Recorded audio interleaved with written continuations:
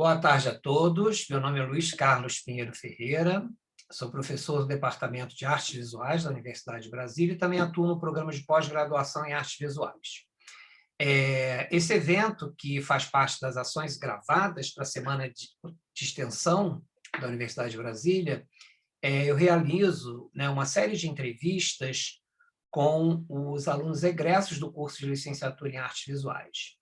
E aí a proposta denomina-se Diálogos com Egressos, Narrativas de Formação em Artes Visuais, que, como falei, consiste numa série de entrevistas com egressos do curso de licenciatura em Artes Visuais da Universidade de Brasília, que realizaram seu trabalho de conclusão de curso sobre a minha orientação. Nesse primeiro momento, eu estou priorizando os meus ex-orientandos. O objetivo das entrevistas, que serão apresentadas na semana universitária, reside pensar, né, na produção de narrativas com esses egressos acerca da sua história de vida, da sua trajetória formativa, tanto no âmbito do curso de licenciatura em Artes Visuais, quanto também a partir de experiências pessoais que, de alguma maneira, foram vinculadas ao universo das artes visuais na época de escolarização e outros aspectos que cada sujeito considerar relevante nesse momento da entrevista.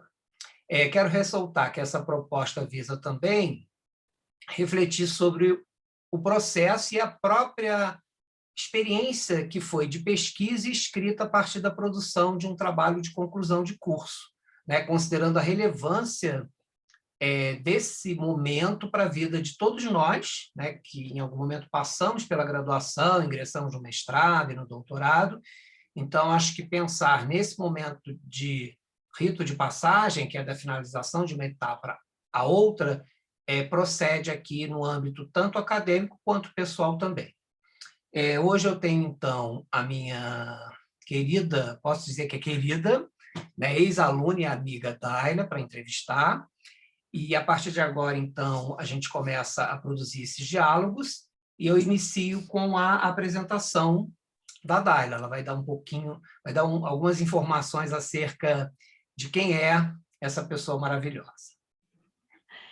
Então, bom dia, boa tarde, boa noite a você que está assistindo essa proposta. Meu nome é Daila Duarte, é assim que eu assino as minhas ilustrações, minhas produções. Atualmente eu tenho 33 anos e estou na Secretaria de Educação do Distrito Federal como professora temporária há 3 anos, em especial com a educação infantil, né? E minha formação Então, vamos lá. Eu começo pela produção publicitária, depois eu realizo a minha formação em artes plásticas na UNB, em licenciatura, sigo para o mestrado em linguística aplicada, voltada para a partilha com crianças da educação infantil, da língua francesa, por intermédio também das artes, e aí daqui a pouco a gente pode falar um pouquinho mais disso, e realizo uma formação complementar em pedagogia, para que eu possa, então, atuar na rede pública de ensino com essa idade que eu escolhi, que é a idade de 4 a 6 anos de idade. E, Daila, eu queria que você falasse também, né, a partir até dessa introdução, sobre a sua formação, atividade atual, como foi a escolha para o campo, né, para a área de artes visuais, sabendo que a área de artes visuais, como qualquer outra área do conhecimento, a medicina, o direito, né, a farmácia, enfim, qualquer curso, né, de graduação, o aluno é fisgado em algum momento da sua experiência pessoal no âmbito da casa, né, dessas instituições formadoras que são tão importantes para a nossa questão subjetiva. Então, como foi, né, a escolha pelo campo, né, pela área de artes visuais? Quando eu finalizo o meu ensino médio, eu tinha me decidido pela área do cinema, da produção audiovisual. E falando especificamente quando eu sou fisgada por essa parte da arte, foi quando eu estava no cinema, durante a minha adolescência, e vi um filme do Tim Burton. Eu já acompanhava outras produções dele, mas foi A Noiva Cadáver, que é uma animação. E naquele dia eu falei, é cinema a área que eu gostaria de estudar e me formar. Em especial para o campo da animação stop motion, que é a técnica que eles utilizam para fazer essa animação específica desse artista. Então, o Tim Burton é um dos artistas que me fisga mesmo, assim, que me deslumbra, me encanta e me convida para as artes como formação. E então, quando eu finalizo o ensino médio, eu tinha poucas opções com relação ao cinema aqui no Brasil.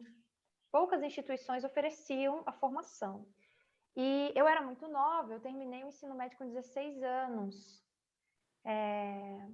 quase para os 17, assim. Então, eu era muito nova e minha família, naquele momento, não me apoiou para tentar numa universidade federal de outro estado.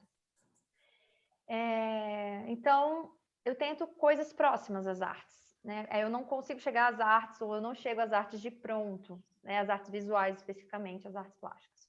Eu tento comunicação primeiro no vestibular.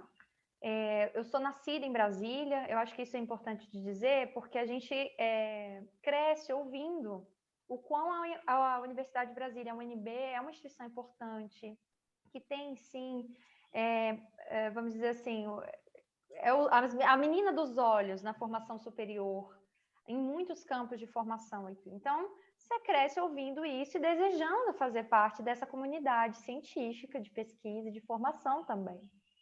Então, eu tento comunicação, que na época me dava a possibilidade de escolher entre jornalismo e publicidade, porque era uma área, sim, próxima do cinema, mais próxima. E eu falei, então eu acho que eu vou conseguir aproveitar alguma coisa, enquanto eu me organizo para alcançar a área que eu realmente quero, que é o cinema. Nesse mesmo momento, eu não passo na minha primeira tentativa, e o ProUni, que é um programa governamental que visava exatamente ampliar o acesso à educação superior, me contempla na sua primeira edição, como aluna de escola pública que fui a vida inteira. Sou um produto público, educacionalmente falando, e tenho muita alegria de ter feito parte com as dores e os amores dessa formação toda. E pelo ProUni eu consegui acesso à publicidade na condição de um curso tecnológico, que é a produção publicitária, numa instituição particular. E aí eu aceito exatamente pela proximidade do cinema, que eu falei, eu vou conseguir aproveitar, porque tinha muitos aspectos que precisam ser estudados em ambas as áreas, né? A gente estuda arte, estuda estética, a gente estuda cenário, a gente estuda, enfim, porque dentro da publicidade se grava, né? Propagandas, e você pensa em ilustrações, né, peças publicitárias para o campo da internet, para outdoor, etc. Eu falei, eu vou conseguir aproveitar alguma coisa com certeza. E não à toa, durante essa formação de 2 anos, eu, junto a outros colegas, fizemos uma animação que foi contemplada com premiação num festival chamado Festival do Minuto, na época. E nós já fizemos experimentações com exatamente o stop motion. Então, eu fiquei muito feliz de conseguir manter esse meu contato com aquilo que eu queria. Como eu finalizei muito cedo, então, essa formação superior, eu tinha 19 anos, e eu já aspirava também à minha formação acadêmica, já passava pela minha cabeça mestrado, doutorado. Eu tento as artes visuais, só que não é tão, vamos dizer assim, não é em sequência. Antes acontece a minha entrada no mercado de trabalho. Então, durante a publicidade, eu consegui meu primeiro emprego com carteira assinada, como telemarketing, na época, que foi importante para mim também entender essa parte das telecomunicações. E depois eu entro numa empresa que é uma livraria, aqui no Brasil, em várias regiões, e que também amplia e reforça é uma grande oportunidade para eu manter meu contato com as artes visuais, com o cinema e com outros aspectos da comunicação. E aí, durante o trabalho, tanto vendendo quanto tendo acesso a esse material, eu opto, ainda sem conseguir acessar o cinema e a formação que eu desejava, eu cheguei a pensar e a me organizar para ir para fora do país, para estudar animação, mas não aconteceu. Eu, então, tento artes visuais na UNB. E aí eu vou trazer um fato muito específico aqui, que eu sei que ainda acontece, que é, quando a gente vai escolher um curso na UNB, a gente leva em consideração alguns aspectos, como a concorrência, né, o número de pessoas que concorrem por uma vaga. E também a nota de corte. Então, quanto você precisa alcançar nas áreas do conhecimento para conseguir estar apto para fazer, para passar, né, nessa prova, nessa seleção. No caso das artes, a gente passa também pela prova de habilidades. E eu lembro que a primeira vez que eu decidi fazer as artes plásticas, e eu já quis a licenciatura de pronto, eu não quis o bacharelado, eu mostrei para minha mãe e mostrei também para uma amiga os meus primeiros desenhos, e ambas riram de mim com muito deboche, assim, dando total descrédito sobre a vontade que eu expressei ali de fazer artes visuais na UNB Artes Plásticas na época. E mesmo assim eu não desisti, não sei dizer exatamente por quê. Então eu tento a seleção, eu trabalhava de segunda a domingo na época, porque a livraria ficava assim num shopping center. E quando eu chegava do trabalho, eu ia estudar com os livros. Na época eu não usufruí de nenhum cursinho, de nenhum auxílio, era mesmo a disciplina de chegar em casa e estudar os livros didáticos do ensino médio que eu ainda possuía. E acho que é mais ou menos assim que eu chego nas artes visuais na licenciatura, né? E para mim foi também uma escolha do noturno, foi muito importante o noturno para mim. Depois, mais na frente, eu posso falar um pouquinho. Eu não me adaptei ao diurno, o público é diferente, as histórias de vida também são diferentes, e também fazer parte do noturno para mim foi bem significativo. Não, muito bom ouvir, né, você novamente, porque a gente se conhece há muito tempo, né, um bom tempo, né, essa relação, né, na orientação a gente vai conhecendo, só que passa um tempo a gente vai recuperando, então nesse momento eu recuperei algumas lembranças.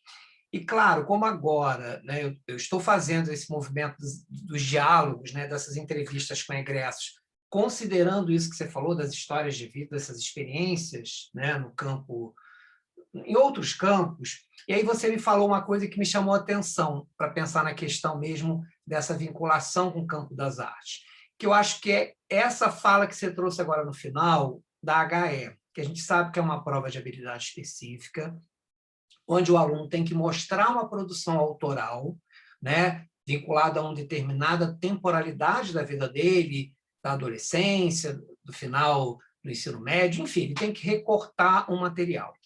E aí me chamou a atenção você apontar que, ao mostrar para alguém, para pessoas, digamos, a mãe, né, a coisa da autoridade, da autorização, e, ao mesmo tempo, as pessoas brincarem, né, como você usou a expressão rirem, né, de um desenho, no sentido de uma poética sua que está vinculada, eu conheço, né, a coisa da ilustração, que tem um traço muito característico, você insistiu, né, você considerou que aquilo foi, digamos, uma situação, né, vivenciada assim, como é que eu vou entrar nas artes visuais? Mas você insistiu.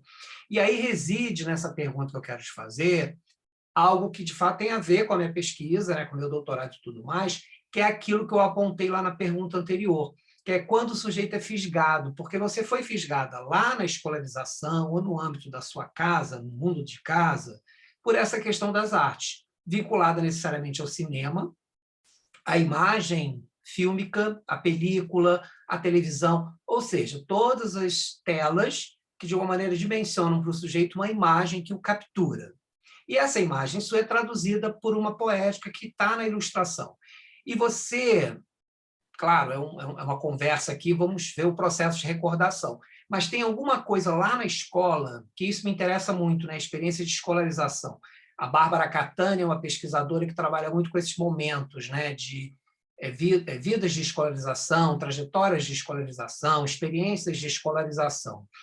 E aí ela vai dizer que esse período ele é muito marcante na vida de todos nós. Você agora atuando como professora das séries, né, desse primeiro segmento, das séries, você sabe o quanto isso é decisivo. Então, você recorda de alguma experiência no âmbito do desenho, da imagética, que foi muito assim, marcante na época de escolarização, no início da sua escolarização? Eu me recordo, eu vou te falar de 2 momentos, que na verdade um deles são vários, mas são assim, 2 aspectos pontuais. Um foi uma professora de artes visuais, que não era minha professora, no ensino médio, que juntamente com a professora de artes cênicas, porque na escola em que eu vivenciei o ensino médio, nós tínhamos essas 2 possibilidades, escolher ou as artes cênicas, ou as artes visuais / plásticas, enfim, para fazer a nossa formação no campo da arte. E eu escolhi artes cênicas, eu já tinha uma experiência prévia com formação, né, em palco, então eu optei por me manter nesse espaço das cênicas, sem ter a pretensão, né, de formar-me artista para essa área, mas essas 2 professoras se uniram e nos levaram a um passeio ao Centro Cultural Banco do Brasil. E esse passeio me marcou profundamente, de uma maneira que eu fui arrebatada também. E eu lembro a exposição que era, eu lembro o quadro que eu fiquei assim, estonteada. Primeiro foi a própria CCBB, né, a arquitetura daquele prédio, e que é do Oscar Niemeyer, que é lindíssimo, assim, foi uma sensação muito linda de estar chegando naquele lugar. E era uma exposição do Andy Warhol sobre pop art. E eu fiquei muito engajada, muito encantada. Eu entrei em ludicidade com aquela exposição e toda aquela circunstância de, não vou nem dizer um combate, mas assim, de usar o capitalismo, né, dentro daquela perspectiva de produção. E aquilo para mim falou forte. E nos anos anteriores, a minha experiência com arte, ela foi muito mais traumática, triste, repressora, com vivências que eu guardo, que eu acho que acabaram me motivando para continuar e não desistir. Foram, infelizmente, falas das professoras durante a educação infantil, durante os anos iniciais, sempre podando a minha experimentação de cores na construção dos desenhos, de formatos. Eu lembro certa vez que eu questionei a professora sobre a forma de representar uma casa, porque eu falei, eu não moro numa casa que é um quadrado com um triângulo em cima. Eu era uma criança ainda, entre os 7 e 9 anos, e eu lembro que a tentativa da professora não foi me escutar e me acolher, foi de me calar e falar, é para fazer isso, porque é isso que é para ser feito. E de também me proibir de usar cores que não eram mais próximas ao real, nas representações de natureza. Então, eu tenho memória de uma única professora que foi de artes que era bacana, mas eu também lembro que a jornada dela com a gente, eu acho que ela só me permitiu mais liberdade, eu vou dizer assim, porque ela tinha muitas crianças, né, para observar ao mesmo tempo. Então, nessa não observação, eu tinha um pouco mais de espaço, né, de lambuzar os meus dedos, lambuzar a minha mão com tinta, cola colorida. Mas são essas questões, eu acho, assim, com certeza interferem. Eu tenho um livro escrito sobre casa, baseado nessa experiência com infância, que ainda não está publicado. E certamente isso me direciona, acho que, para as artes, sem sombra de dúvidas. Como protesto, né, resistência, e também como encantamento. Nossa, muito bacana. Tem que publicar esse livro amanhã, né, para a gente poder conhecer casa, né? É uma palavra muito enigmática quando a gente fala de casa, porque o sujeito nasce, é a primeira instituição na qual ele é vinculado à família, né? Que aí está dentro do âmbito da casa, né? Dessa questão do espaço, do mundo, né? Eu, na minha tese, denominei mundo de casa, mundo da escola, porque são os transicionamentos, né? A transição que é necessária fazer para, de fato, você se desvincular de uma afetividade, de um tipo de aprendizado que reside num determinado mundo para poder ingressar no outro, que é o mundo da escola. Então, quando você traz, né, essa experiência com estereótipo, que eu acho que está vinculado à forma, à cor, né? Está vinculado à forma, à cor, à própria linguagem do desenho, ou seja, a casa é desse tipo. A gente pensa nos estereótipos em relação à própria perspectiva do ensino de arte, né? Por alguns professores, a gente não vai, né, falar que são todos, porque, né, determinado período, né, de contexto escolar, de ensino em artes visuais, o estereótipo fez muito parte dessa modalidade, né? O desenho mimeografado. Hoje a gente ainda vê relatos, ainda vê experiências em congressos, na ANPAP, na Confaeb, que ainda trazem questões vinculadas a essa prática pedagógica, mas está mudando, sobretudo em virtude das novas entradas, né, da perspectiva crítica, pós-crítica em educação, da própria ideia de arte e educação contemporânea, se a gente for pensar assim, a cultura visual, as novas visualidades, porque hoje, né, o celular está em sala de aula, então você pressupõe outros acessos. Então, esse encontro, né, essa conversa, esse diálogo com você e com os outros egressos que participarão, eu acho que eles potencializam para o sujeito que vai, né, acessar o vídeo, vai assistir, essa relação que você trouxe até da própria UNB, da importância de pensar no HE, em outras coisas, e também dessas experiências, como eu falo, de escolarização. De algum modo, você falou desses outros contextos vinculados, né, ao campo das artes visuais. Eu acho que você falou também sobre a escolha pela UNB. Tinha alguma entrada que você falou que falaria depois, né? Não me recordo se estaria nesse outro item sobre a escolha pela UNB, né? Se tem mais alguma coisa sobre a questão da UNB. E aí, pensando nisso, eu passaria até o outro item, que aí a gente pode também ir atrelando um ao outro, né? Se você quiser voltar à ideia do estereótipo, até na sua atuação agora como professora, não de artes visuais, mas nesse momento também cabe, né? Fica à vontade, e pensar nessa questão da UNB, né? Eu acho que seria interessante você voltar, uma vez que você, quando ingressou, e aí também uma questão que no noturno, como professor da licenciatura noturna, eu observo, os meus alunos, né, os que já, né, passaram pela universidade, os que estão agora, eles já chegam com essa experiência pessoal de trabalho. Então, eles são alunos que trabalham e estudam à noite. Isso é um diferencial. Eu acho que isso tem um olhar, né, para a graduação, para uma outra graduação, que é o teu caso e de muitos, muito particular. E aí a escolha pelo noturno, às vezes, tensiona isso, né? Eu preciso trabalhar, preciso estudar, mas eu quero fazer artes visuais agora. Então, quando a gente fala escolha pela UNB, a gente está pensando também no turno, né? Que não é matutino, é noturno. Então, se você quiser falar um pouquinho mais sobre isso. Eu vou então falar sobre as duas coisas que você falou. Com relação à minha trajetória agora, enquanto professora, o que acontece? Durante a minha formação na UNB, quando passei pelas disciplinas de estágio, eu tive a oportunidade de voltar a uma das escolas que eu me formei, né, uma das escolas públicas. E, lamentavelmente, as cenas que eu vi foram as mesmas da minha infância. Então, eu fiquei triste de ver, e um relato específico que eu vou trazer agora é uma criança havia desenhado uma onça com 3 patas. E a professora, de maneira agressiva verbalmente, recriminou aquela criança. E eu não podia interferir, obviamente, né? Eu só estava ali no estágio de observação, então eu relatei aquilo e eu falei, poxa, que triste. Essa escola não mudou em relação a essa fala. E agora, enquanto professora, lamentavelmente, eu verifico que a mudança que está acontecendo, em especial na educação infantil e nos anos iniciais, ela é muito morosa. Eu gostaria que ela fosse mais rápida na compreensão dessa formação para a criatividade, dessa formação que reconhece as especificidades de cada indivíduo, que é cada criança, e de exploração das artes, porque muitas professoras ainda se mantêm só com o uso do lápis de cor, do giz de cera, de uma forma estritamente tradicionalista, que quer dizer ocupar um espaço com uma cor. E se você passa da linha, isso é um problema para a maioria das professoras com as quais eu trabalho, que eu convivo. Há as exceções, mas gostaria que as exceções, na verdade, fossem as maiorias da maneira de se pensar.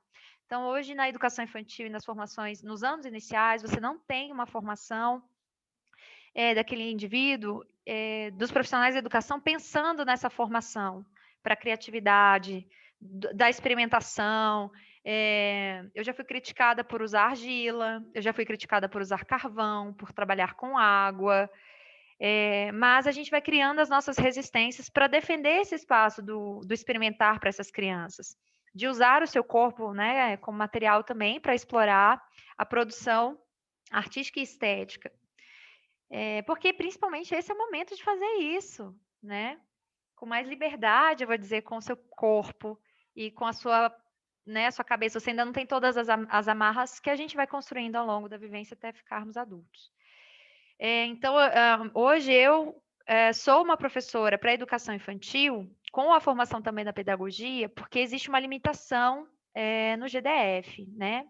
Em Brasília, para você atuar com educação infantil, com essa faixa etária, de 4 a 6 anos, você precisa obrigatoriamente ter a pedagogia. Em outros estados brasileiros, quando eu pesquisei, não havia essa obrigatoriedade. Se eu tivesse somente a licenciatura em artes visuais ou plásticas, eu poderia atuar, sim, com crianças dessa faixa etária. Por isso, eu vou em busca, né, da titulação da pedagogia. E na UNB, eu sou muito grata mesmo por ter feito noturno, mesmo que eu estivesse cansada, porque a minha jornada era trabalhar, eu saía 19 horas do meu trabalho, eu entrava às 10 horas da manhã e até às 19 horas, e eu tive muito auxílio da minha família, eu vou deixar aqui registrado também a minha gratidão, eles sabem disso, porque a gente conversa disso, mas nossa família tinha um carro somente, né? Até aí é um privilégio, eu sei, né, dentre muitas famílias, que nem tem carro às vezes. Mas aí o meu pai e minha mãe se organizaram para tentar me auxiliar. Meu pai me buscava quando eu passei, né, para o vestibular. Eu nem pude ir até o mural, ao muro, né, que fazem o mural de aprovados, porque eu estava em trabalho. Então foram amigos que viram, pegaram o jornal e foram até o meu trabalho e invadiram o meu trabalho, me abraçaram, a gente comemorou. Não recebi problemas por causa disso no trabalho. Mas foi assim que eu soube que eu passei e que eu comemorei, né? E meu pai então me buscava no trabalho às 19 horas, a minha mãe fazia uma marmita e mandava pelo meu pai. Eu ia comendo, meu pai ia dirigindo até a rodoviária de Brasília. Na rodoviária ele saltava, eu passava então para o lado do motorista, meu pai voltava para casa de ônibus e eu seguia para a UNB para estudar. E aí, encerrando, né, a jornada, eu voltava para casa com o carro, porque eles prezavam pela minha segurança. Então, eu sou muito grata, assim, por esse sacrifício que eles fizeram, até que eu conseguisse, pelo trabalho, reunir dinheiro e comprar o meu primeiro carro, para facilitar esse processo de locomoção. E no noturno é isso, assim, a gente tem pessoas que trabalham e estão ali. Então é diferente as conversas. Não é melhor nem pior, são experiências diferentes. Mas para mim era muito rico dividir com aquelas pessoas, porque também tinham idades mais diversas. Então eu tinha amigos com 40 anos, né, colegas de trabalho ali de formação com 40 anos, com 30, eu tendo 19, eu tendo 20 e poucos. Então era muito enriquecedor para mim trocar com essas pessoas. A minha turma especial era isso, era bem mista, com idades diversas. Então eu crescia muito com as partilhas ali. E os professores também. E eu gostava muito da licenciatura.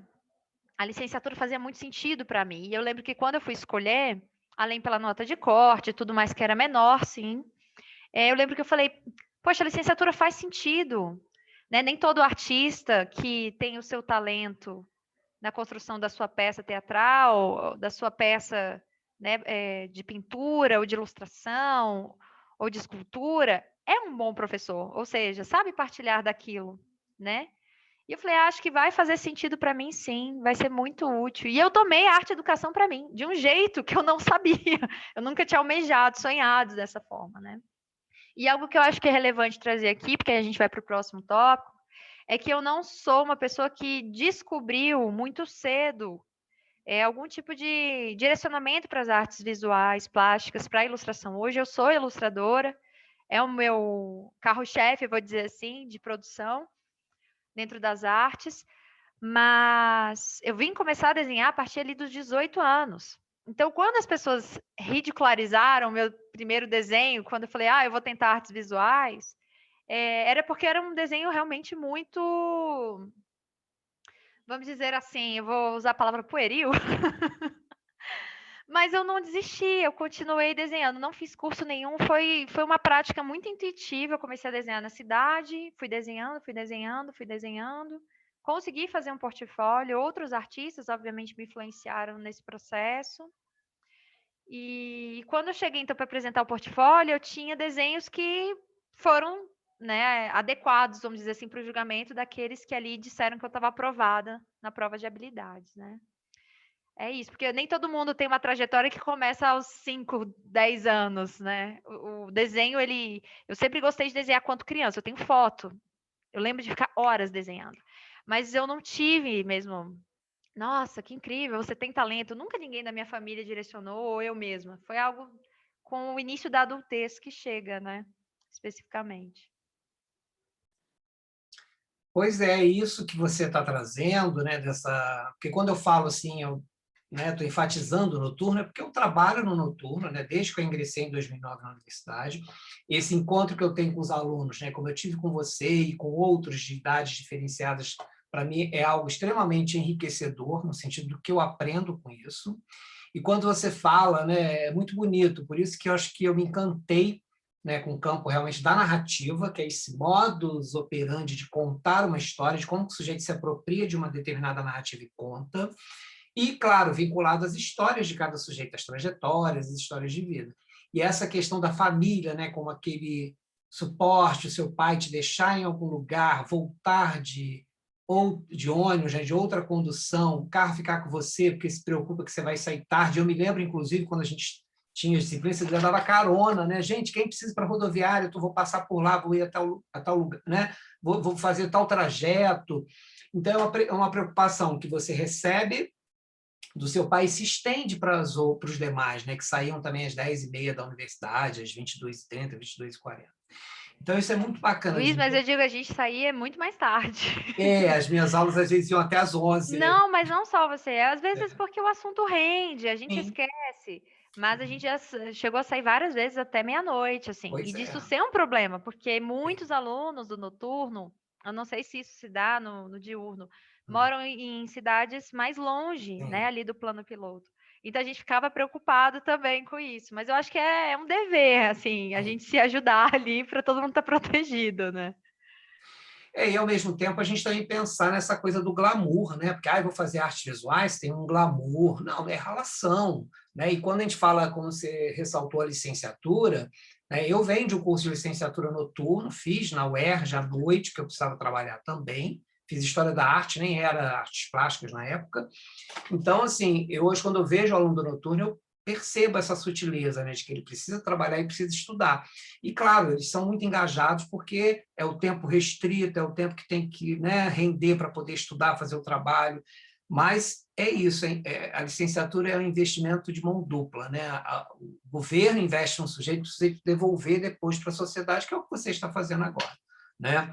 Não que os outros projetos que você faça paralelos, o FAC, isso não tenha repercussão. Tem, mas a licenciatura é aquela assim do chão da escola, como fala Paulo Freire, né? Que é uma citação que todos atribuem ao Paulo Freire pela questão, né, debaixo da mangueira, ensinar debaixo da mangueira, que é o chão de terra, né, o chão batido da escola.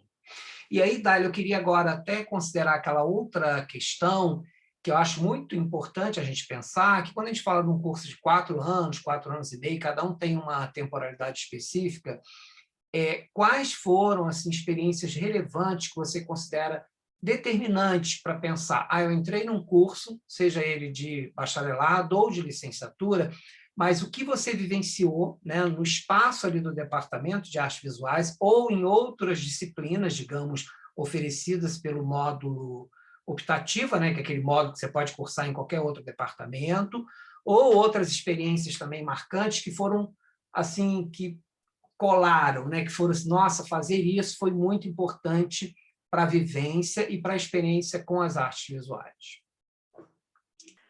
Olha, algumas disciplinas e professores marcaram muito a minha trajetória positivamente.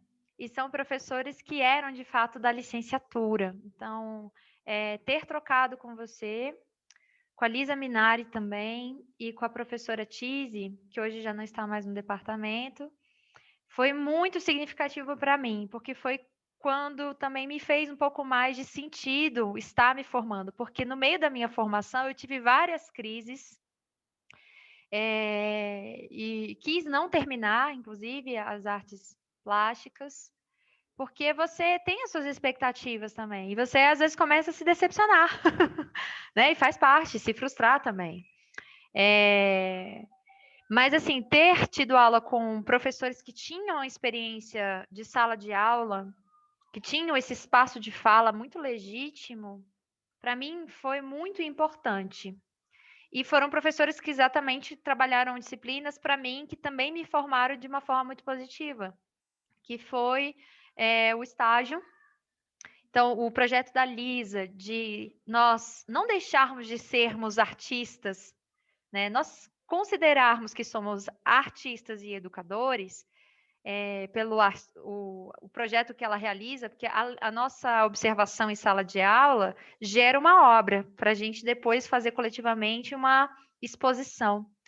Eu achei aquilo muito significativo para mim.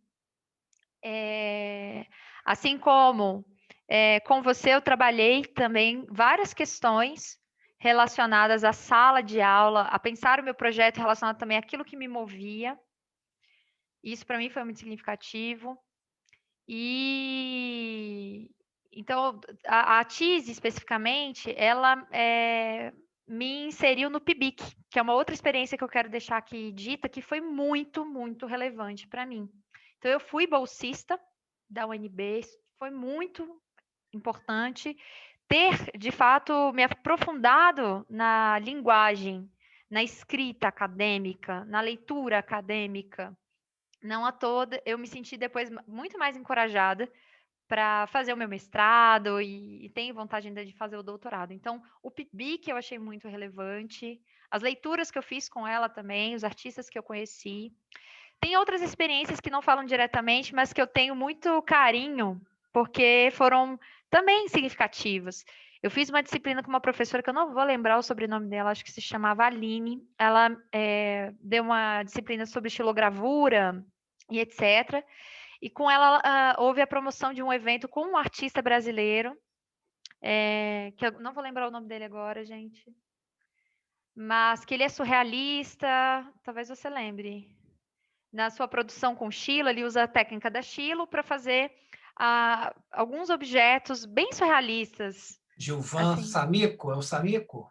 ai, não sei se é seu amigo, me perdoa, esse artista. Minha memória para nome, eu tô com a imagem, eu tenho o catálogo dele na minha cabeça, eu não lembro agora o nome dele.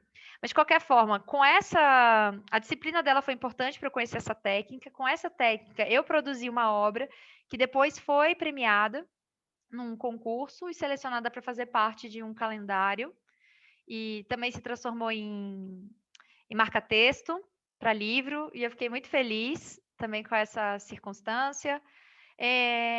Teve um processo também com uma outra professora que a gente fez o mapa dos artistas, que é exatamente também você olhar para si, quais são as referências, né, que cercaram, te influenciaram na vida. E esse mapa, para mim, eu guardo ele até hoje, foi muito significativo, eu já usei ele várias vezes também, a metodologia, né, para pensar outros projetos e fazer o brainstorm, né, a tempestade de ideias e tudo mais. Então, foi também uma outra prática relevante para mim. E no campo da pintura, eu vou citar a Tsuruko, que também foi minha professora de Fundamentos de Linguagem Visual. Eu lembro que com ela é algo que eu trago até hoje para a Secretaria de Educação. A gente não vai usar borracha. as minhas crianças muito pequenas já são apresentadas à borracha e eu vejo o quanto isso limita a construção da confiança. E eu cheguei lá completamente sem confiar no meu traço. E ela falou: não, não pode usar borracha. Eu entrei em pânico. Mas ela era de um jeito, eu não sei explicar, a Tsuruka era uma pessoa incrível, que ela escuta o barulho do lápis, não precisa pegar pesado, vamos devagar, pode ter linha cabeluda, né, como dizem, pode sair da linha, pode sair do traço, não tem problema. E eu falei, gente, eu posso fazer tudo aquilo que foi me dito que eu não podia fazer na minha educação. Então, eu tento levar isso para a Secretaria de Educação até hoje. Nenhuma criança minha usa borracha. E usa o que quiser, não precisa escrever com lápis, grafite.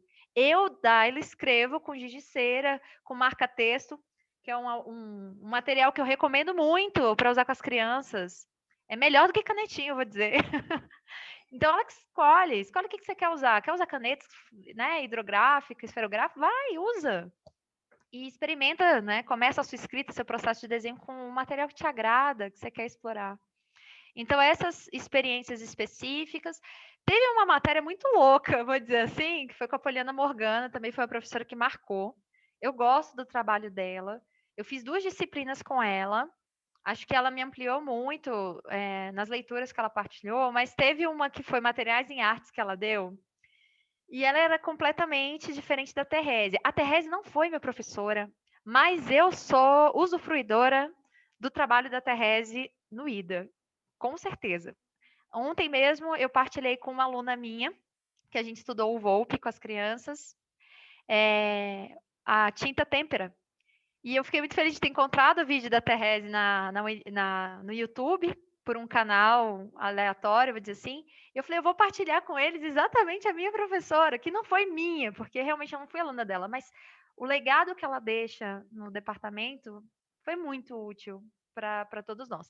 E a Poliana Morgana, ela trouxe uma visão extremamente contemporânea, assim. Então, eu tive amigos que fizeram obras com sangue humano. Eu tive amigos que fizeram obras com batata, com cera. É uma coisa muito louca, é uma coisa que por vezes a gente pode até falar, meu Deus, coisa absurda. Mas não, foi importante sim pensar, sair assim de várias estruturas, quebrar várias questões que a gente tinha como normativa. E então acho que foi uma disciplina muito válida, mesmo que tenham tido momentos que eu fiquei assim meio perdida.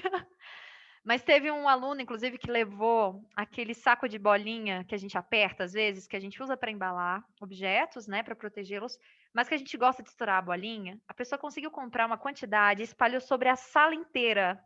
Então a gente pisava, pulava. Ela trouxe muito da performance também. Então foi muito bom. Também quero botar aqui a Luísa Gunter, que foi uma outra professora que fez parte da minha jornada. E as discussões que eu tive com ela sobre educação, sobre formação humana, foram muito relevantes também. A Luísa Gunter acrescentou bastante na minha vida, até pela formação dela, que não é só nas artes, que é eu não vou lembrar se é na antropologia e na sociologia, eu lembro que era nesse caminho. Então foi muito, muito relevante os textos que elas trouxeram também, assim, que ela trouxe, né, para nós. A Suzete também, Venturelli, eu não sei se está mais no departamento, teve uma disciplina, você vê que eu lembro com muito carinho, porque todo mundo foi útil na minha vida. A Suzete, ela dava uma aula de animação. E, e eu fiz meus primeiros testes com Flash, que é um programa, na disciplina dela. E pela disciplina dela eu conheci também uma pessoa que não era minha professora na época, mas que hoje eu acho que é professor do departamento, que é o Fernando Nísio, que é um artista incrível.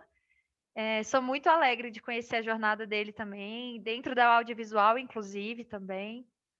E que depois ele foi professor de uma disciplina, enquanto ele fazia o doutorado, ele era professor junto com a Rose, eu não lembro se o nome da Rose era Rose May ou Rosemary, enfim, mas era uma professora, acho que temporária do departamento, deu fotografia pra gente, foi muito legal as experiências que a gente realizou com eles também.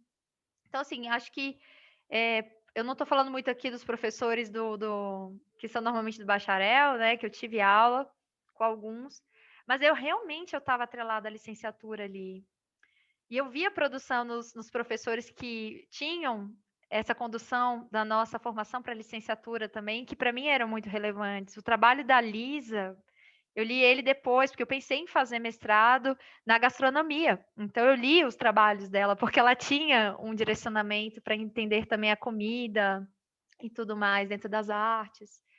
Então, todas essas pessoas foram muito, muito relevantes, assim, para mim, na jornada. As outras disciplinas também, obviamente, de desenho, né?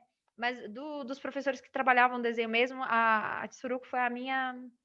Sou muito grata por ela ter aparecido na minha vida também. É isso, a minha formação foi muito boa.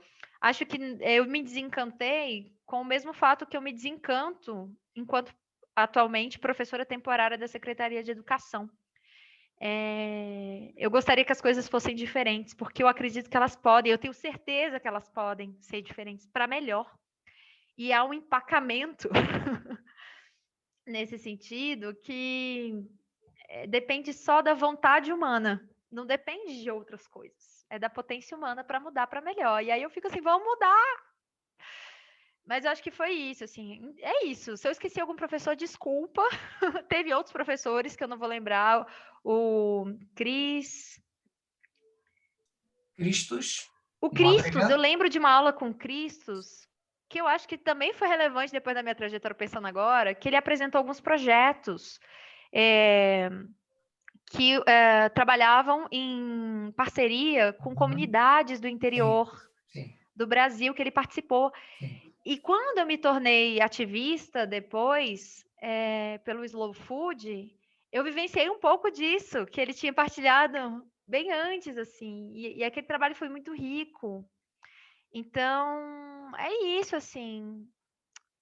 Eu lembro com muita alegria, assim, da riqueza que eu tive acesso no departamento, sim. Tive problemas? Tive, gente. Tive alguns aí. Mas eu tive muito mais coisas positivas na minha formação ali, né? E eu fiquei lá muito tempo. Eu fui me formar em 2013, porque eu consegui também pela UNB, eu quero falar isso, é uma outra experiência relevante para encerrar esse tópico. Eu consegui uma bolsa para estudar fora do país. Uhum.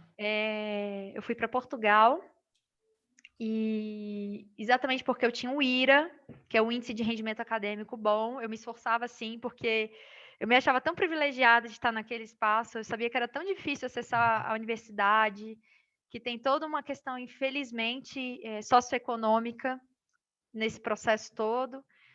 E ter ido, então, para fora do país foi muito, muito rico, sabe? E ter passado esses 6 meses estudando lá, foi bem legal. Nossa, Daira, eu fico assim emocionado, né? E ao mesmo tempo te agradeço muito desse relato, dessa narrativa, porque isso recupera, inclusive, o lugar da instituição pública que a gente está vivendo hoje, né? Não tem como a gente também não tocar nesse ponto, né? Uma época de agressão, uma época de destituição, né, da universidade pública, no sentido que ela produz enquanto conhecimento, ciência e tudo mais.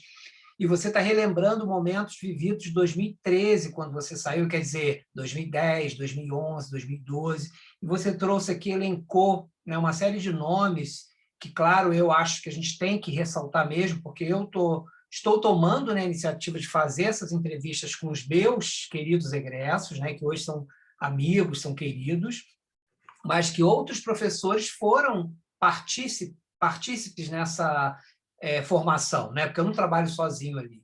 Então, quando você fala da Lisa, do projeto que ela tem Arte Estágio, né? Que chama Arte Estágio, que é convocar os alunos que produziram objetos, poéticas, para apresentar, aí o corredor do departamento vira um corredor expositivo, vira uma galeria. Isso é muito bacana, porque é o engajamento do professor com os discentes. Então, recuperar essas memórias, você falou da Tise, né, Ana Beatriz, que de fato contribuiu significativamente no departamento, teve que se aposentar por questões, né, particulares, enfim, mas ela está na memória, inclusive hoje, né, estudando aqui para nosso encontro, nossa entrevista, eu me lembrei, ela fez parte, né, foi a última banca de TCC que ela participou, foi a sua, e logo depois aconteceu, né, uma entrevista com ela, onde ela teve que se aposentar precocemente. Então, olha que bonito, a gente cria, né, propõe alguma coisa que cria essa homenagem para os diferentes professores que estão ali atuando e reforça o lugar da universidade pública. Alguns, claro, né, participaram como substitutos, né, que é a Poliana Morgano. O Fernando Nísio está no doutorado, mas ele foi substituto durante muito tempo. Ele entrou, inclusive, quando eu tive a oportunidade de sair durante 1 ano e meio para a licença, para finalizar a tese de doutorado, ele entrou na minha vaga, ficou 1 ano e meio, né, atuando ali, dando arte eletrônica, que é uma disciplina que eu não dou. Então, o departamento ainda teve esse ganho, né, com uma área que, de fato, eu não tenho domínio para lecionar. E outros professores, a própria Tsuruko, né, que foi substituta também. Então, eu acho que a gente honrar cada sujeito, cada docente que contribui numa formação que faz parte da sua história de vida, da sua trajetória formativa, né, que é algo que eu gosto muito de ressaltar. E, além dessa, você trouxe... Eu quero até acrescentar, eu não sei se a professora Priscila, se ela está no Instituto de Artes agora. Que é... Não, ela é da filosofia. Então, ela foi uma pessoa que eu fui aluna dela, fiquei muito feliz. Quando você falou das disciplinas livres, né? Eu não falei delas, mas assim, eu fui para o departamento da psicologia e a professora Lúcia foi muito relevante na minha formação, porque eu fui em busca exatamente de me formar já para a infância. Sim. Eu já tinha essa ideia muito fixa de que eu queria servir as infâncias. Sim. Por uma questão de história de vida também, que depois a gente pode falar em outro momento. Eu me lembro dessa questão da infância também. Nossas discussões. Não à toa, o meu TCC foi sobre isso, né, direcionado para esse público também. E então a professora Lúcia, ela foi muito relevante para mim também em psicologia da infância. Eu fui buscar essa disciplina. Eu fiz uma disciplina com a Priscila no departamento de filosofia, que foi Introdução à Filosofia, e eu lembro uma vez que eu pesquei na aula, porque a aula era muito cedo, era a primeira aula do dia, e eu muito cansada, eu lembro que eu pesquei e eu fui no final da aula falar para ela, desculpa, eu pesquei na sua aula, e quem era eu no meio daquele multidão de alunos? Não, tá tudo bem. E eu fiquei muito feliz de estudar, foi uma disciplina, foi importante conhecer o Sartre, conhecer o Hegel, conhecer, sabe, essa linha, né, da filosofia, para mim também foi muito importante. Então, essas disciplinas livres, esse módulo livre, ele é muito relevante na nossa formação. Muito. Se fechar o curso, eu acho que a gente vai perder muito. Então, que a UNB continue dando essa possibilidade. Eu fiz outras disciplinas também, né? Mas com professores da Faculdade de Educação, eu tive, sim, professores que me marcaram positivamente, mas eu tive mais rasgos lá e mais situações de falar, cara, eu não acredito que a Faculdade de Educação está fazendo isso ou falando isso, ou tem professores assim. Então, eu tive muitas questões, assim, pessoais para lidar com a Faculdade de Educação. Mas tive professor relevante lá, tem a Daniela, ou era a Daniela, eu não lembro, que ela era da música, mas estava dando organização da educação brasileira e foi uma disciplina muito boa, muito essencial. Se eu sou politizada, tem a ver também com isso, obviamente, com toda a minha trajetória na escola pública, mas tem a ver também com professores que me davam espaço para pensar mesmo e não me vetavam, né? Não me podaram. E teve outras disciplinas que eu fiz também, eu não vou lembrar o nome das professoras, mas que a gente estudou psicanálise, que a gente estudou também questões, o Piaget, estudou Vallon, estudar o desenvolvimento humano também para mim é muito enriquecedor. Até hoje, né, eu continuo estudando o desenvolvimento humano. E para mim é muito relevante isso, e foi relevante para mim também, né, na UNB, assim, que eles continuem com os módulos livres, por favor.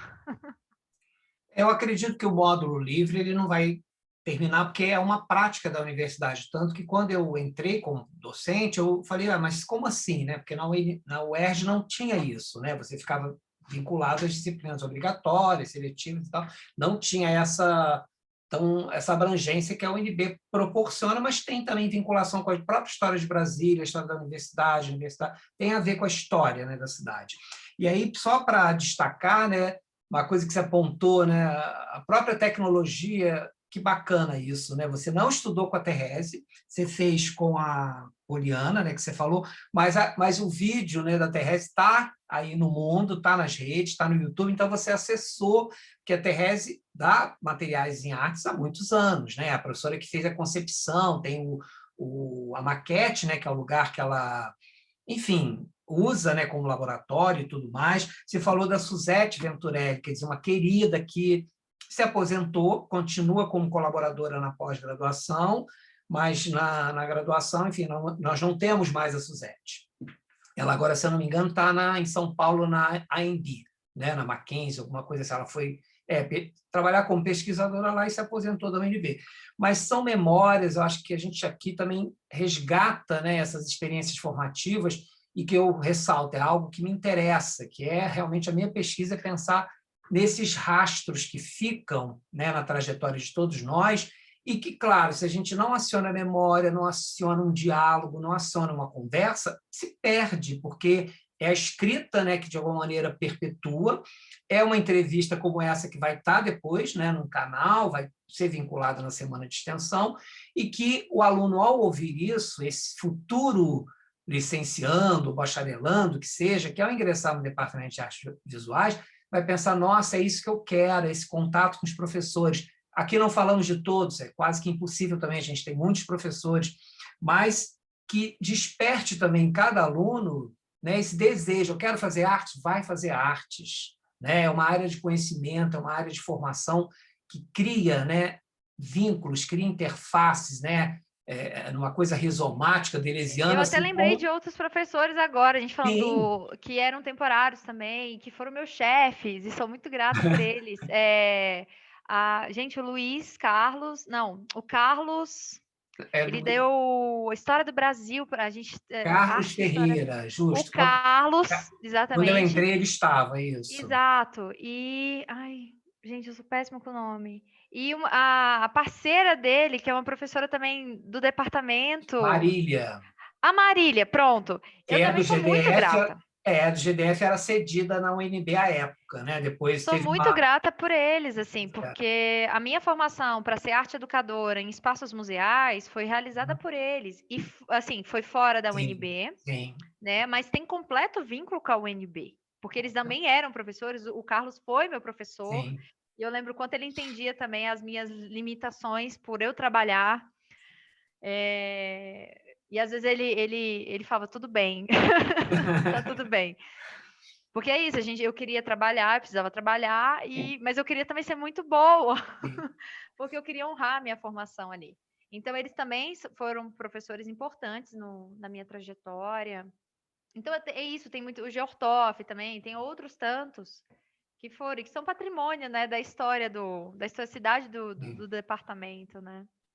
Isso é muito É bom. muito bacana. Isso aqui, quer dizer, aí a gente até faz uma ressalva, né, que toda entrevista não é uma entrevista estruturada, ela é semi-estruturada, e essas aberturas dialógicas, que eu gosto de chamar assim, né, elas favorecem isso. A gente tem um roteiro, mas o roteiro vaza também, o roteiro escorre, né, pelas beiradas, que é quando surgem outras entradas que, de fato, dialogam com a proposta, mas está privilegiando também, né, outros sujeitos, que acho que se em algum momento acessarem um vídeo vão ficar assim, né, felizes, envaidecidos, contentes pela lembrança. Isso é muito bom. Isso para o professor é maravilhoso. Né?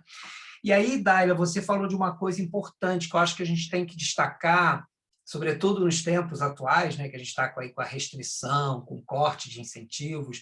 Né? Você fez uma bolsa de intercâmbio. Então, isso para o aluno que vai assistir esse vídeo na semana de extensão e sabe que essa oportunidade existiu, existe ainda, só que agora, né, tem a pandemia, tem as verbas, mas você ficou, eu acho que foram 6 meses, não é isso, de intercâmbio. Então, olha que aí, claro, tem o IRA, tem todas essas questões da própria dedicação, né? O aluno entra com 5 de IRA, né? Depois eu fui aprender isso também, entra com o máximo, ele vai perdendo, porque ele entra no sentido assim, tem que agora manter isso, né? Ficar mantendo 5, senão vai caindo.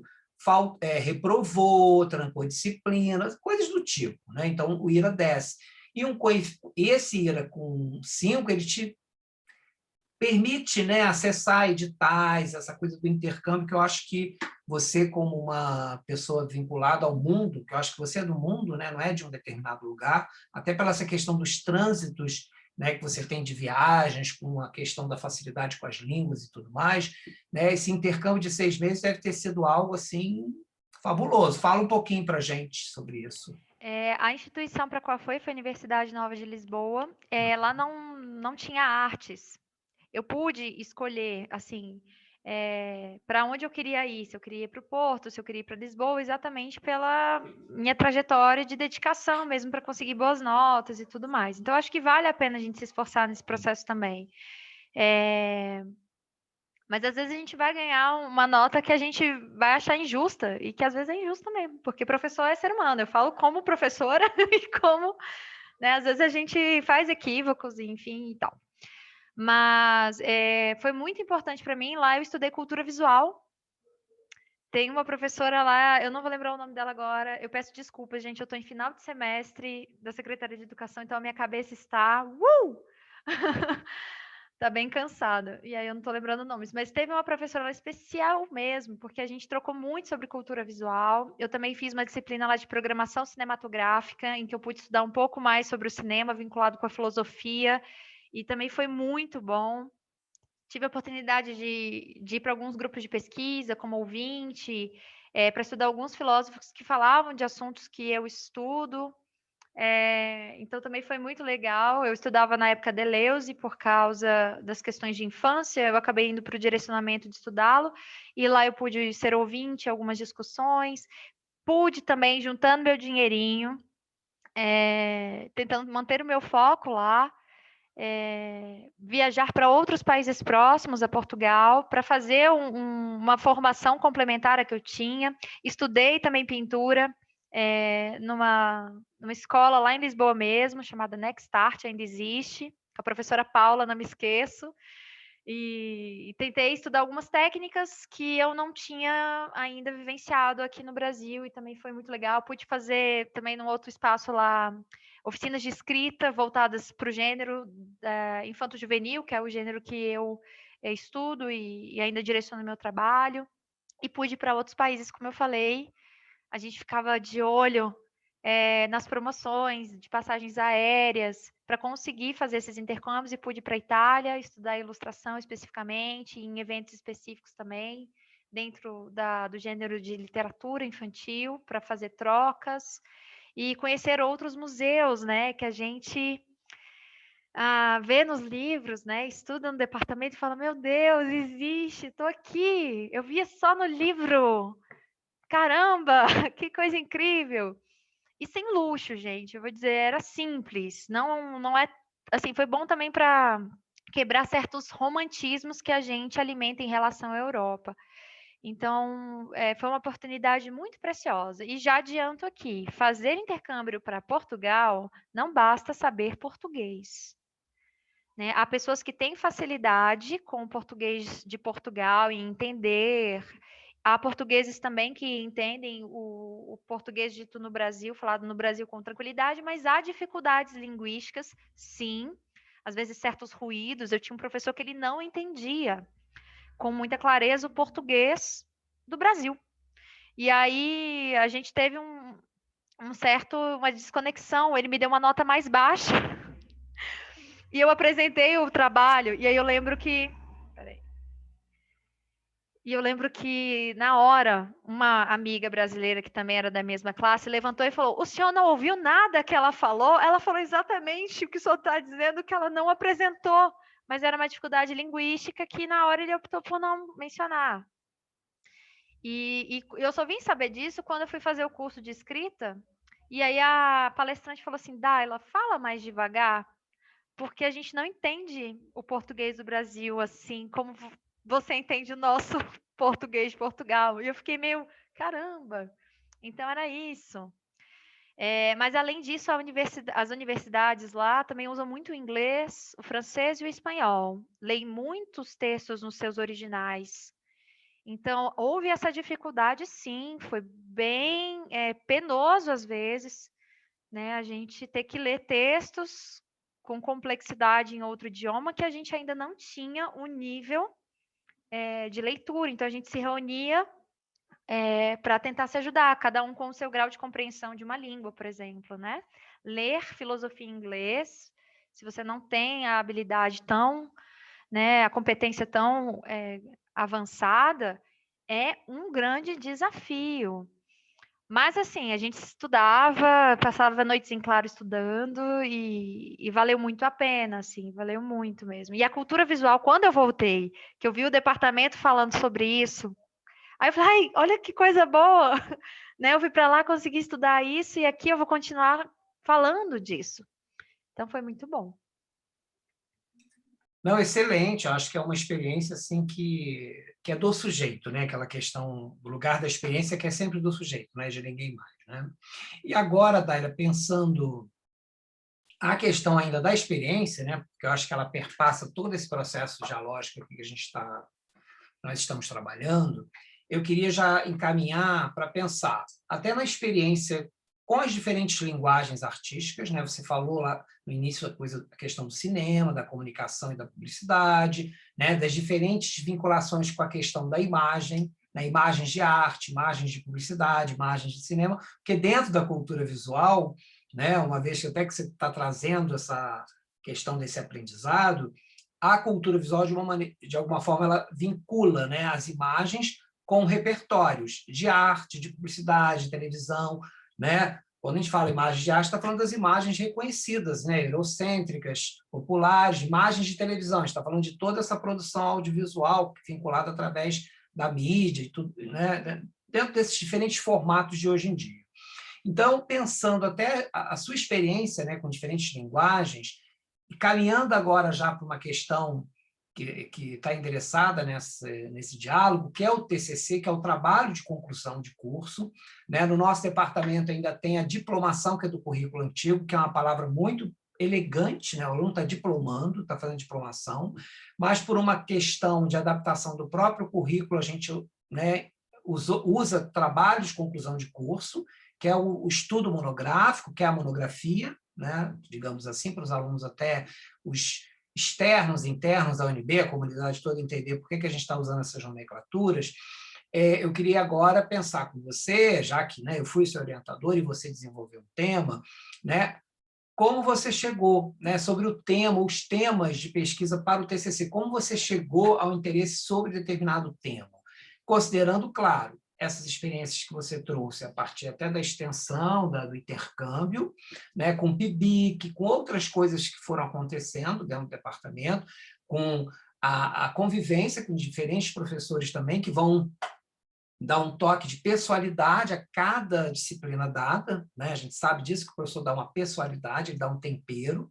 Então, como você chegou, né, essas experiências externas, inclusive a esse processo, né, de formação acadêmica dentro desse recorte que é o trabalho de conclusão de curso. A gente sabe que é um recorte bem pontual. Então, com relação à minha temática no TCC, acho o processo, acho que o PIBIC ajudou um pouco, um pouco não, ajudou muito a melhor organizar as ideias para esse formato, né, que é o formato de um TCC, da produção de pesquisa. Tive dificuldades, obviamente, mas o Luiz estava lá para me ajudar e ajudar os meus amigos na disciplina de organização desse pré-projeto, vou dizer assim, né? Porque isso é uma forma de pensar, de organizar o pensamento muito específica. Então, você vai organizando o seu pensamento até entrar dentro dessas propostas que são solicitadas, né? E eu trouxe a minha vivência, eu falo disso até no início do meu trabalho, eu justifico, né, e conto um pouco da minha trajetória para chegar nesse tema. Então, eu trabalhei com a identificação dentro de livrarias e também nas publicações de literatura infantil sobre a existência de livros direcionados para as artes visuais e plásticas. Eu quis entender um pouco mais essas publicações, essa parte do mercado, né, editorial, para esses temas dentro desse gênero literário. E aí eu trago a minha experiência como livreira, que trabalhou tempo significativo numa livraria, que também me formou, porque nessa livraria eu conheci os meus padrinhos literários, nessa livraria eu tive acesso a vários livros com obras de artistas, enquanto ilustradores, enquanto fotógrafos. Eu conheci o Sebastião Salgado nessa livraria, por causa de um livro dele, eu conheci outros tantos, então, nessa circunstância do meu trabalho. Então, portanto, eu trago a minha experiência de livreira, trago a minha experiência de ilustradora, que se designa especificamente para esse mercado da literatura. Isso não quer dizer que a gente não ilustre para outros espaços, né, para outras possibilidades, para outros eventos, mas eu realmente direciono os meus estudos para literatura infantil. E eu trago a questão da arte e educação em relação exatamente a essas publicações, que depois, inclusive, interfere na minha atuação enquanto arte educadora em espaço museal. A gente começou a trazer os livros para dialogar conosco e com as turmas de diferentes idades, com as exposições que estavam em cartaz. E também realizamos, na época, junto com uma amiga parceira, com a minha chefia da época, um projeto chamado Livro Vivo, que foi implementado, então, nesse centro cultural aqui em Brasília. Então, assim, esse TCC interferiu na minha vida também nisso positivamente. Mas essas, eu acho que são as principais motivações, né? Eu consegui trazer aquilo que eu era que eu estava me construindo enquanto artista, eu consegui trazer aquilo que eu gostava que eu gostava de fazer muito pessoalmente, que é o meu amor pelos livros e por esse objeto, e eu consegui trazer a minha experiência como arte educadora para pensar esses livros, né? Então, eu fiquei muito feliz de conseguir unir todas essas minhas facetas dentro dessa história. E sei que é uma área nova, foi um desafio também para o Luiz, eu sei disso, porque a gente está lidando com literatura, né? E com a área editorial.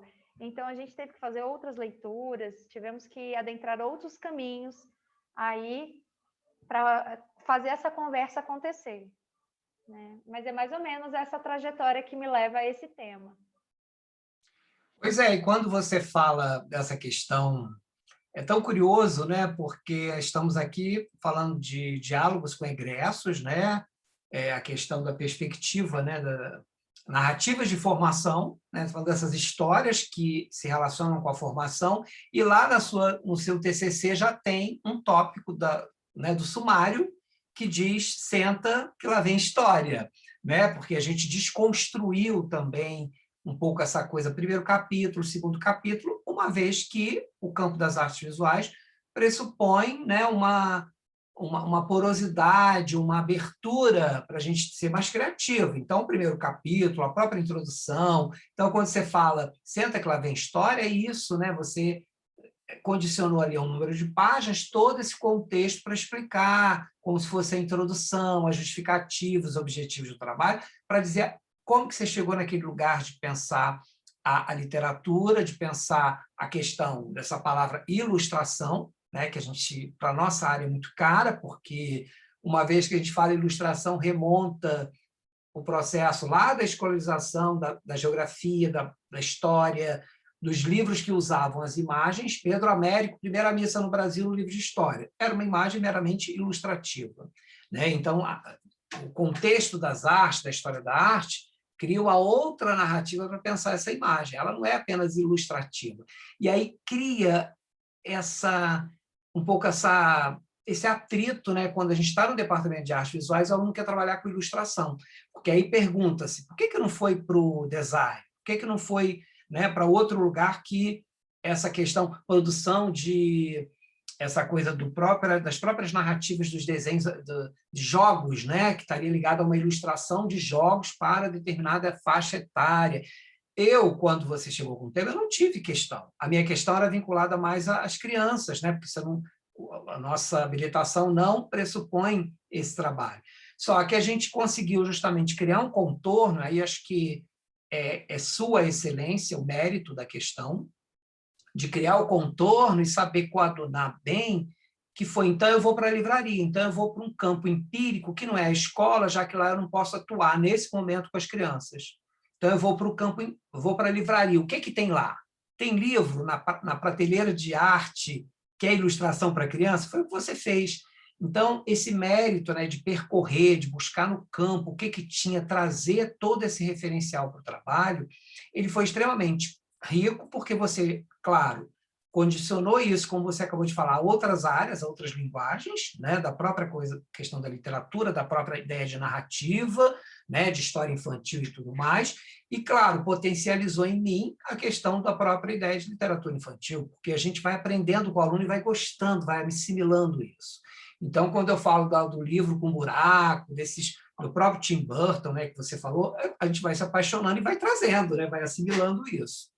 E aí, Daila, uma coisa que hoje, né, depois do doutorado, eu começo a trabalhar com aluno, está acontecendo muito essa ideia de escrita de si.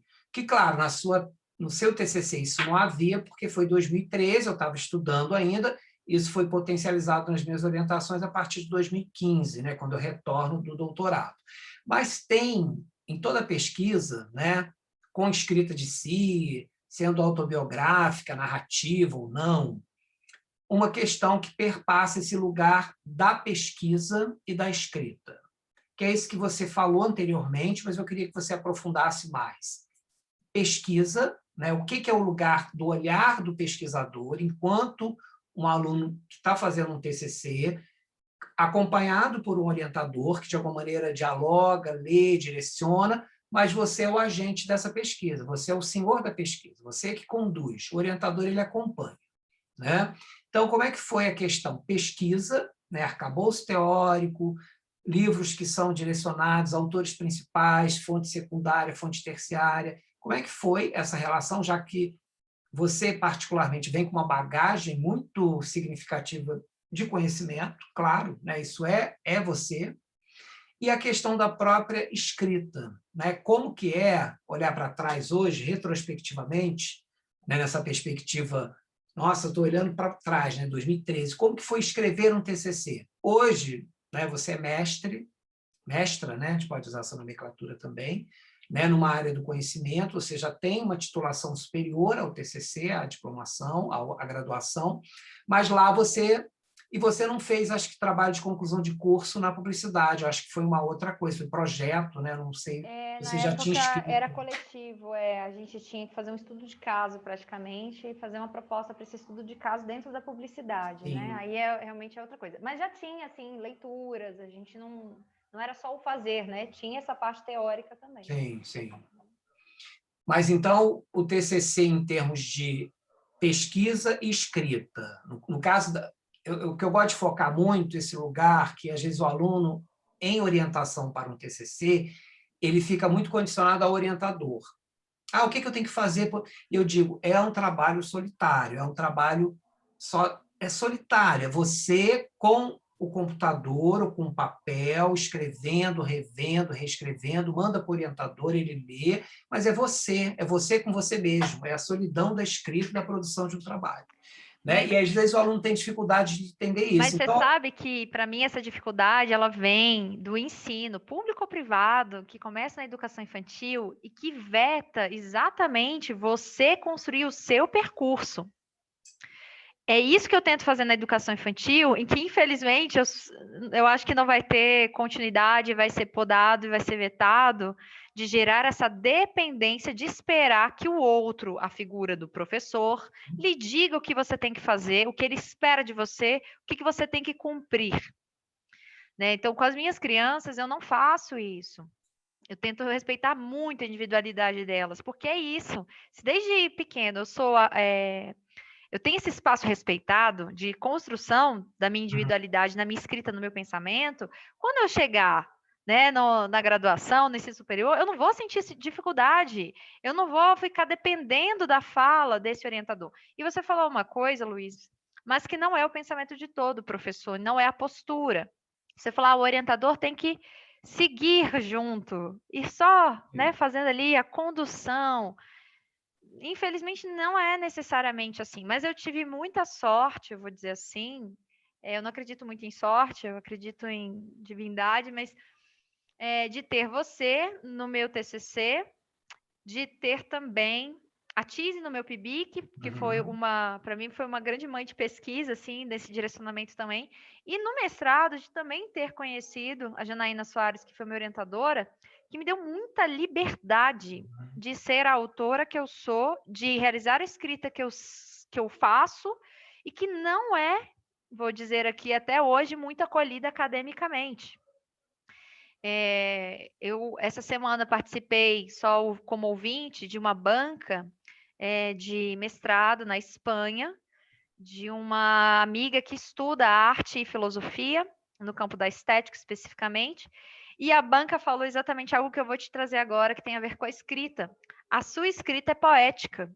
Isso é um problema. Isso não tem que ser um problema, sabe? E as artes é um espaço em que eu encontro mais liberdade para isso. Tive a sorte de encontrar a Janaína no mestrado, que me deixou ser artista na minha escrita. Vou dizer assim, é nítido que você é das artes. E eu fico feliz que a minha escrita me denuncie assim. E você me deu essa liberdade também de desconstruir um pouco o formato acadêmico. Então, acho que isso me deu espaço para que eu não tivesse bloqueios na escrita. O fato também de eu ler muito sobre aquilo que me interessava e que eu pude explorar, então, como o meu tema, facilitou muito para nós também. E cada um vai arranjar o seu jeito. Eu não posso dizer que o meu jeito vai funcionar para outras pessoas. Eu estava até conversando com outras amigas que concluíram mestrado recentemente, que usam o Kindle, por exemplo, para se organizar para o mestrado. Eu já sou uma pessoa do tato. Eu gosto do livro ou do artigo impresso. Eu faço minhas anotações, eu risco. Tem gente que não, que tem uma organização mais clean, né, mais minimalista, que tem uma memória. Então, cada um realmente vai ter que construir o seu caminho de escrita. Mas algo que para mim é importante nesse processo é você ler, fazer as suas leituras e saber que você não vai ler tudo que você quer, é impossível. Né? Se trata de um TCC, não é uma tese. Então, né, fazer essa seleção acho que é importante para não manter a ansiedade do processo.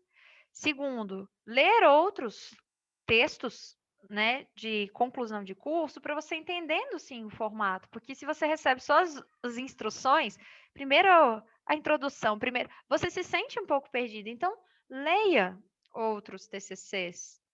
Ter lido para mim foi importante, exatamente para ir me organizando. E aí depois, quando eu vi como funcionava de maneira geral a regra, eu resolvi falar assim: vamos quebrar um pouquinho a regra, inverter alguns itens, trazer algumas questões, afinal eu sou das artes.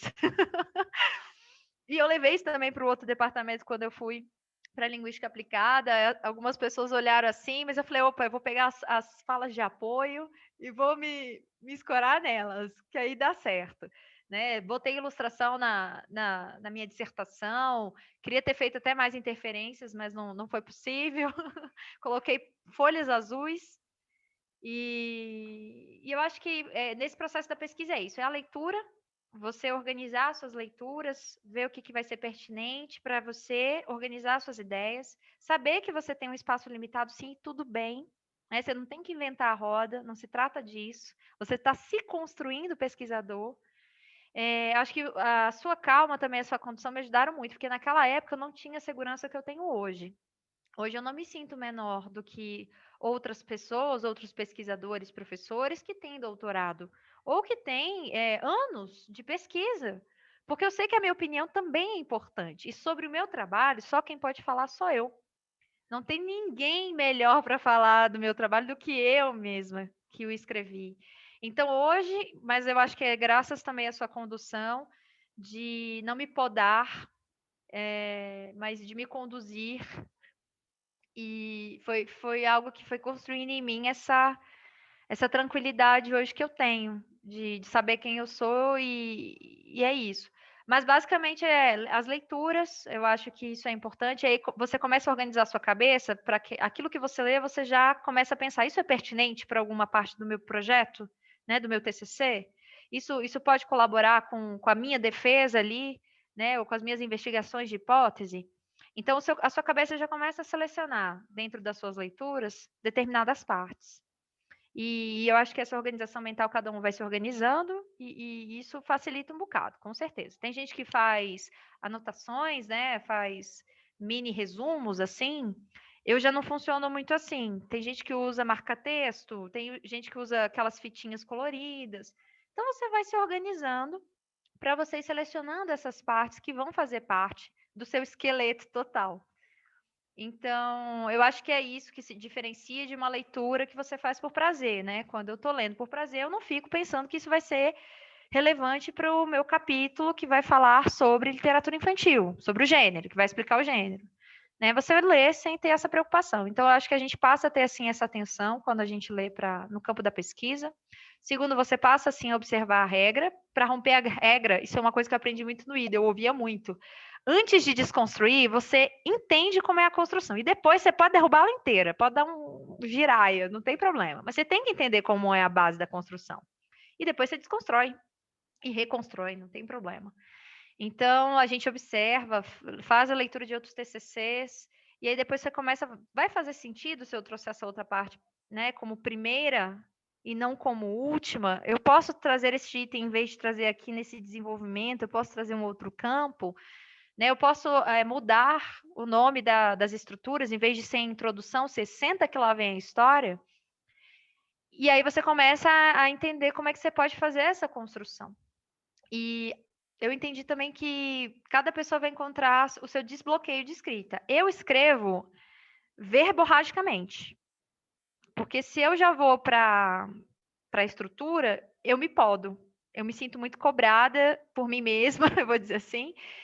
Então, eu vejo que não flui. Então, eu começo a escrever livremente e depois eu vou fazendo esses encaixes. E aí a gente vai aprendendo com a escrita como é que a gente faz uma citação que faz sentido, né? Como é que a gente coloca uma nota de rodapé que vai ser, sim, importante. Transforma a ABNT na sua amiga e não na sua inimiga. Entende aquela sistematização, porque no primeiro momento é um pouco chato, mas depois que você aprende, poxa, tira esse peso de fato, né? E eu acho que é um pouco disso, assim. A pesquisa em si, hoje, ela não me assusta, mas essa escrita nesse formato rígido é o que me incomoda profundamente, né, dentro do campo das pesquisas, né? Mas eu acho que é mais ou menos isso. Não sei se eu respondi, fui meia... Voei um pouco aqui. Não, respondeu, claro. Assim, o teu texto, né, eu acho que já tinha ali a primeira pessoa instituída, porque eu acho que isso era uma questão sempre, é uma questão até hoje de preocupação dos alunos.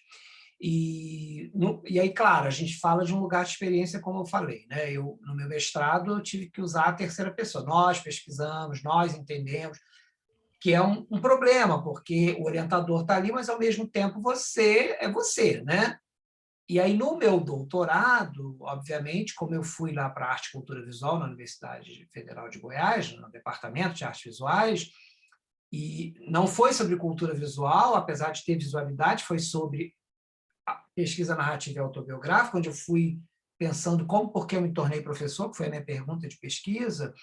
A primeira pessoa surgiu de uma maneira inevitável. O meu orientador, de maneira geral, falou: pode, só não pode ser o confessional, né? Porque ninguém vai estar lendo hoje Santo Agostinho, né? Porque as Confissões de Santo Agostinho têm um aspecto que alguns vão dizer, é narrativa, é confessional, é autobiográfico. Tem uma discussão na literatura sobre Santo Agostinho, né? Que é uma confissão que está no viés de uma narrativa, mas é autobiográfico, tem uma certa discussão. Então, eu me senti muito à vontade para fazer na primeira pessoa, em alguns momentos trazer, né, me colocar na terceira pessoa e trazer, né, nós, o nós. E hoje eu falo para meus alunos, você pode escrever como você quiser, se você acha que é melhor na terceira. Agora, a primeira, eu sempre considero mais contundente. Eu acredito, eu penso que você se posicione enquanto sujeito da pesquisa, que, de fato, na época, né, da sua orientação, eu já estava lá no programa, mas ainda não tinha esse discernimento, vamos dizer, essa clareza que eu tenho hoje, porque, como você falou, a gente amadurece, né, teórica, pessoalmente, de amplos aspectos. Então, a questão da primeira pessoa, eu sempre dou muita liberdade. Eu acho que eu também só posso dar aquilo que eu recebi, né? Então, isso é muito bacana, porque eu recebi dos meus professores muita generosidade, de grande parte dos professores que eu tive na graduação, no mestrado e no doutorado. Então, acho que é uma devolutiva natural, né? Você recebe e isso você devolve. E a primeira pessoa, os alunos estranham, mas depois eles entram numa de gostar, né? Luiz, eu não sei se é porque eu sou uma leitora voraz das publicações literárias. Para mim, escrever na primeira pessoa fez tanto sentido, porque, assim, quem são esse nós, Uhum. sabe? Eu acredito que tenham trabalhos, Sim. sims é ótimo, trabalhos que precisam da terceira pessoa, que Uhum. cabe à terceira pessoa, ou que é optativo, Sim. né? Pode ser na primeira ou segunda. Mas eu acho que faz o sentido. Se é eu que estou falando sobre, Uhum. então sou eu que estou falando, não é um nós, não é Sim, eu e sim, várias entidades. sim, É eu, Daila, que estou dizendo que pelas leituras desses autores, que eu também não posso nem incluir os autores na minha fala, porque os autores não falam comigo. sim. Eles falaram que eles falam, e né, porque é isso, é um diálogo que eu estabeleço, é um monólogo, na verdade, que eu faço, mas de um diálogo lido de outros Sim, autores. sim, Então, eu não posso dizer que aquele autor que eu citei pensa igual a mim, ou defende o sim, mesmo posicionamento. sim, Pode falar, ó, no texto dele tá sim, assim, sim. e eu concordo com o que ele fala, porque ele veio antes de mim, obviamente, ou eu discordo dele por causa desse dado Uhum. específico que eu vi na minha experiência, né, na minha coleta de dados, enfim. Também acho que algo que eu vou dizer para você que foi muito relevante é a coleta de dados. Até hoje, no meu trabalho, eu digo enquanto professora na secretaria, eu uso termo de consentimento de imagem, Uhum. eu organizo, sistematizo as entrevistas que eu faço com as famílias, Sim, de maneira semi-estruturada. Eu organizo também a avaliação diagnóstica que a gente faz no início do ano, com um questionário que eu realizo com as famílias, juntamente com os dados da entrevista semi-estruturada, para ter, de fato, uma visão de que grupo somos neste ano. Né? Porque nenhum grupo é igual, eu não posso sim. dizer isso. Eu sei que eu sou uma das poucas que faz isso, eu sei que dá um trabalho, mas eu acho que foi tão, assim, eu absorvi isso com tanta facilidade, né, da pesquisa acadêmica, que para mim faz muito sentido trazer essa perspectiva para o meu trabalho, que não é acadêmico, mas que vai me dar dados específicos. Então eu falo, 50% das minhas famílias tem isso, 20% é Sim, aquilo. sim. Porque eu acho que dá um vislumbre para quem vai ler aquilo, né? Enfim, e para mim mesma, de quem é essa turma, né? De quem são essas crianças e o que a gente está construindo juntas. E das famílias É, também. o professor ele é é um pesquisador nato, né? Porque à medida que ele se torna, né, ele cumpre, ele executa a função, porque professor é mais que uma profissão, é função, né? É uma função ser professor. A pesquisa é inerente à atividade dele, porque você tem que pesquisar, né, em algumas matérias mais que outras, eu acho, porque artes visuais. O que eu tenho de material, como é que eu vou usar? Então, você vai para a internet, você vai para os livros, você vai para as metodologias, para as teorias, para saber o que você usa. E quando você fala dessa questão dos autores, né, na filosofia da linguagem tem um termo bacana, que é essa coisa do atravessamento, né, da dialogia, da polifonia. Nós somos atravessados.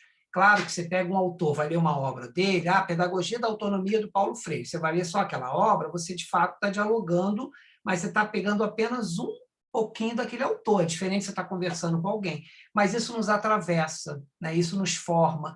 Então, quando a gente está num texto escrevendo, esse sujeito passou, ele atravessou você, assim como você é atravessada pela sua mãe, pelo seu pai, pelas diferentes pessoas que passaram na sua vida.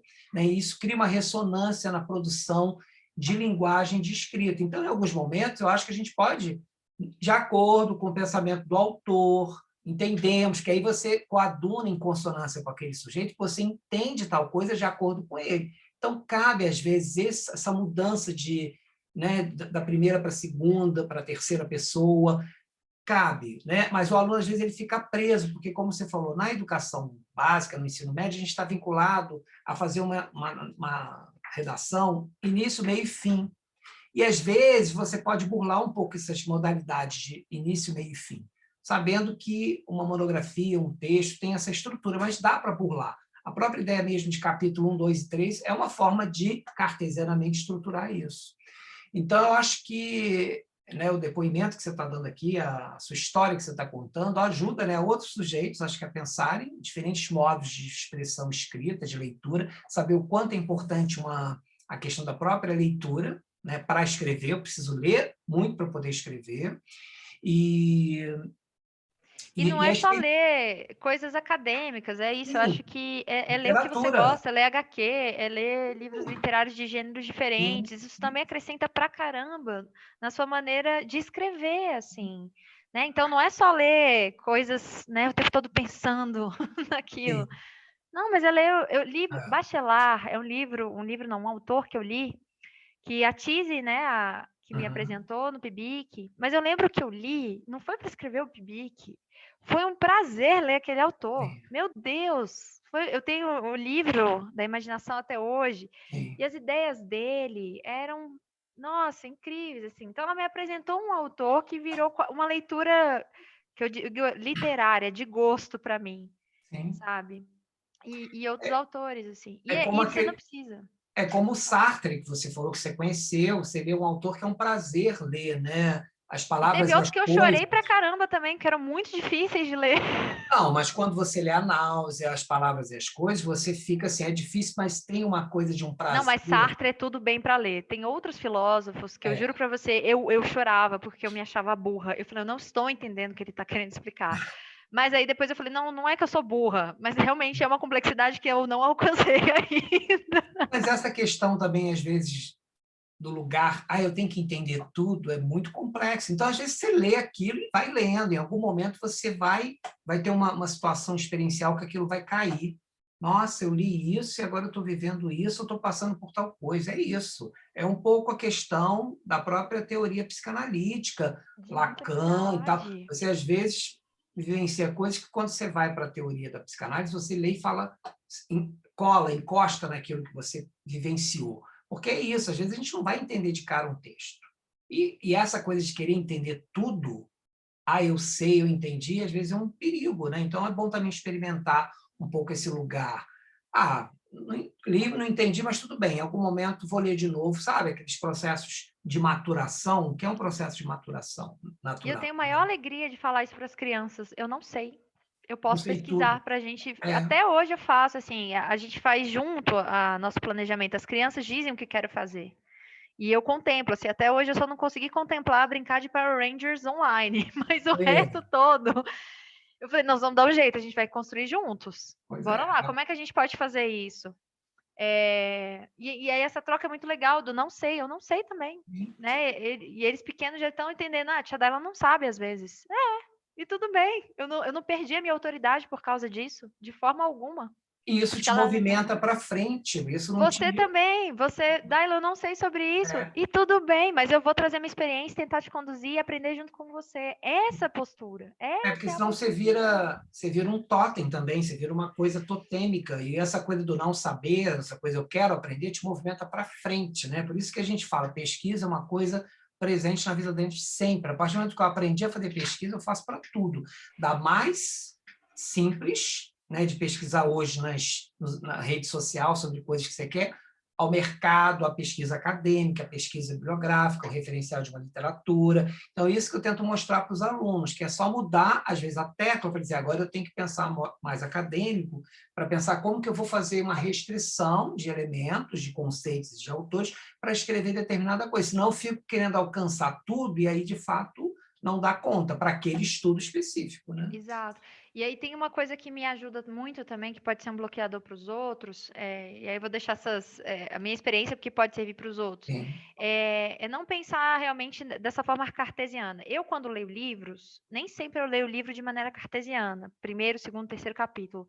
Muitas vezes eu leio o livro da maneira que eu quero. Então, eu começo o capítulo 1, eu vou para o capítulo 12º, aí eu vou para o capítulo 7º. Eu tenho esse tipo de leitura, e eu também trago isso para minha escrita. E isso não atrapalha. Então, se sim. você teve um insight, um direcionamento para escrever uma parte do seu desenvolvimento e você ainda não escreveu a sua introdução, vai para o desenvolvimento, vai para onde você está agora. Se já veio algum insight para a conclusão, eu vou lá e escrevo já parte da Sim, conclusão, porque eu posso rever este sim. texto, né? Depois, eu vou acrescentar outras coisas e vou redirecionar. Poxa, eu achava que fazia parte desse item, mas na verdade é do Uhum, outro. Ou, professor, eu vou precisar criar um novo item sim, para, né, para meu desenvolvimento. E tudo bem. Então, é lembrar que é mutante, sim. né? Não é fechado. E quando você fechar, ainda assim, pode ser que fique devendo, eu vou dizer. Porque isso, eu sempre falo para as minhas colegas que estão fazendo mestrado também, para elas não se cobrarem por uma perfeição, porque a gente está se construindo enquanto pesquisadora, né, e pesquisadores. Então, construção pode não ter tudo finalizado, né, porque a gente está aprendendo. Quando você for para outra pesquisa, que nem você falou, quando a gente aprende a pesquisa, a gente leva para outros campos da vida. Isso vai melhorando. E é muito legal. E às vezes, assim, você vai perceber que você vai gostar de muitos aspectos que no início foram talvez difíceis, mas que vai te ajudar, enfim, mesmo que você não siga uma carreira acadêmica, né? Mas em outros processos, né, da sua profissão, do que você for ocupar e fazer. Então, acho que é por aí, é se libertar dessas amarras e saber que você depois pode organizar na estrutura que é solicitada, né? Mas não se prender na estrutura no primeiro momento. Isso que você está falando é uma prática que eu até uso com os alunos, chamada fragmentos narrativos, fragmentos de texto, que é justamente isso. Não estou conseguindo fazer o primeiro capítulo, porque requer mais leitura, vai para o segundo, que é, de repente, falar sobre a sua experiência poética em relação à perspectiva com o ensino de artes visuais, faz pequenos trechos, como você falou, essa coisa do filtro da escrita, ela às vezes trava. Então, escreve de forma catarse, vai, pá. Depois você recorta, faz um arquivo 2, aí você já eliminou coisas e vai limpando o texto. Porque se a gente ficar querendo já escrever de uma maneira como outros escreveram, né, numa coisa de uma cópia de um modelo estilístico, porque estilo é de cada um, estilo de escrita é sempre do sujeito, é particular, é uma construção do indivíduo solitária, independente, que cada um vai ter o seu estilo, né? E isso ajuda porque essa ideia dos fragmentos, de pular às vezes de um lugar para o outro, abre a mente, abre a coisa para você, Desbloqueia, para isso, fluir. para a escrita, É né? isso. Eu acho que é muito isso. E tem mais duas outras coisas que eu vou mencionar aqui sobre a escrita, porque aí a gente pode encerrar. Uma delas é usar perguntas para te nortear. Eu faço muito isso. Eu me faço perguntas. Eu literalmente escrevo lá no documento do Word perguntas para organizar o meu pensamento e me destravar também. Então, o que eu quero falar com isso? Qual é o meu objetivo para apresentar, né, essa hipótese, para apresentar esse tema? E aí eu vou me respondendo, como se eu estivesse me entrevistando. Eu faço muito isso para fluir o texto para mim e organizar o meu pensamento. E a outra questão, que essa é minha questão, que eu acho que você não pegou muito, mas o mestrado pegou mesmo, para quem lê o meu texto, eu tenho muita facilidade. Eu não sei se você já teve outros egressos, ou, né, alunos que vão ter isso. Quando eu estou lendo um livro, eu eu absorvo a escrita do autor e eu começo a escrever como autor. Então, eu tinha uma amiga que a gente trabalhava juntas na escrita de um site sobre literatura infantil. E ela falava assim, Dália, que livro você está lendo agora? Aí eu falei, eu estou lendo um HQ. Ela, pois é, você está escrevendo igual HQ. Aí eu estava lendo um outro livro de uma autora mexicana, na época que eu comecei a escrever o mestrado. Gente, batata. Eu comecei a escrever com o formato que ela estava me apresentando na história. E aí eu até pensei em fazer isso com o meu mestrado inteiro, assim, com a dissertação. Eu falei, eu vou deixar marcados os livros que eu estou lendo dentro da minha narrativa. Mas eu acho que era demais para aquele grupo, enfim, científico, entender trazer esse item, né, poético, assim. Então, eu acabei não fazendo isso. Mas eu tenho muito essa facilidade. E as línguas estrangeiras que eu estava estudando na época também foi uma confusão. Porque eu escrevia várias vezes no meu mestrado, eu escrevia com a forma de compreensão do francês. E isso não é correto às vezes. Ou eu escrevia como se escreve no inglês. Então, ficou uma miscelânea, né, de línguas na minha escrita em português, mas era isso, é o meu raciocínio em francês, em inglês, em português. Então, até isso, eu quero dizer para as pessoas, assim, que possam usufruir dessa experiência para escrever, é que tudo bem, escreva assim primeiro e depois a gente faz a revisão. Mas não se também limite por isso, né, por saber que você talvez vai fazer isso, assim. Escreva, só Sim, escreva. porque não tem receita, né, para escrever, Não como tem. dizia, né, para a gente encerrar, o Saramago, né? O primeiro passo para se escrever, acho que ele falou isso em Memorial do Convento, ele foi uma entrevista, aliás, sobre essa pergunta, né, como é que é escrever, a questão do livro Memorial do Convento, que tem lá umas questões pontuais. Ele falou, o primeiro passo para você escrever é sentar à mesa. Sentar é o primeiro passo para você escrever. Então, o primeiro passo é o corpo, né? Não numa perspectiva kantiana de condicionamento do corpo, de limitação, não. Mas sentar, né? Sentar e se posicionar para escrever. Eu falo isso para os alunos, eles ficam me olhando assim, tipo, mas não pode ser na cama, no laptop? Eu falei, pode, mas ao mesmo tempo tem uma disciplina, às vezes, necessária a essa coisa da ergonomia, né? Do corpo, né? De uma postura. E aí eu falo, cito sempre essa passagem de Saramago, que eu acho muito bonita, né? Para você começar a escrever, não é simples. O primeiro passo é sentar e se disponibilizar a isso, né?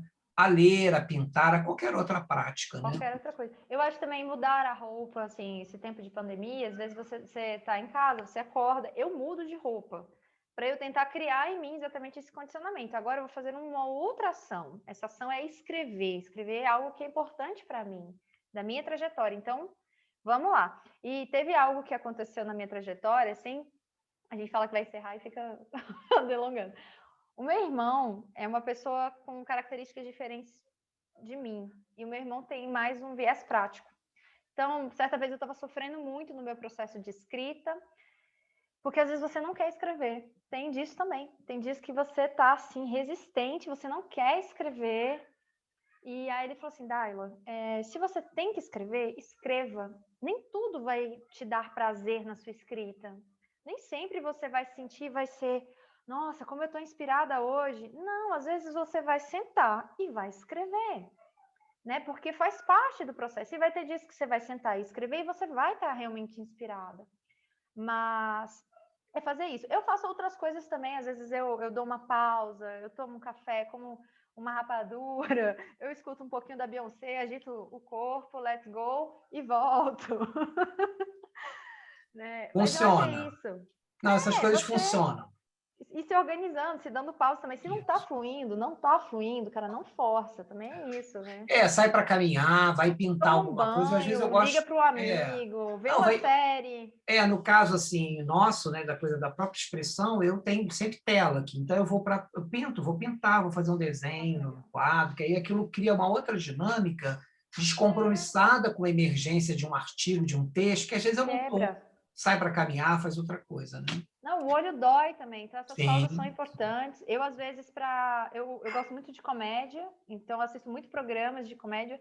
Eu, às vezes, eu falei, eu vou assistir um episódio desse série ou desse programa no YouTube. Eu ria, me divertia, falei, agora vamos lá, vamos voltar, let's go, vamos nessa.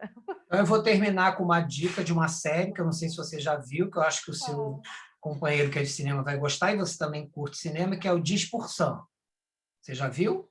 Não, dez acho que por esse cento. É não. 10%. Ah, ele já viu, o 10% ele já viu. Nossa, eu vi toda, porque é sobre cinema e tem as celebridades é do francês, do cinema francês especificamente. Aham. Eles recortam tudo isso. Então, 10% é 10%, né? Em É francês é 10%, é. mas é maravilhoso. Nossa, eu fiquei Ó, que apaixonado. legal. Então, Né, fica eu vejo uma. umas porcaria também. Eu também, Nem mas sempre eu vejo coisas. fica essa dica, já que Mas fica essa dica. entrou com a questão do cinema lá no início, a gente termina com uma dica de cinema. E, claro, te agradecer muitíssimo por esse Ah, eu que momento de adorei. disponibilidade para fazer esse diálogo comigo, né? Essa narrativa, contar essa história, que eu acho que pode contribuir muito para futuros discentes, outros professores, os professores da comunidade acadêmica que vejam, que se sintam homenageados, né, no lugar da docência. Foi um prazer estar aqui com você Ó, nesse a minha tempo da mensagem entrevista. final para isso tudo é que ninguém está condenado a ser o que é e a estar onde está.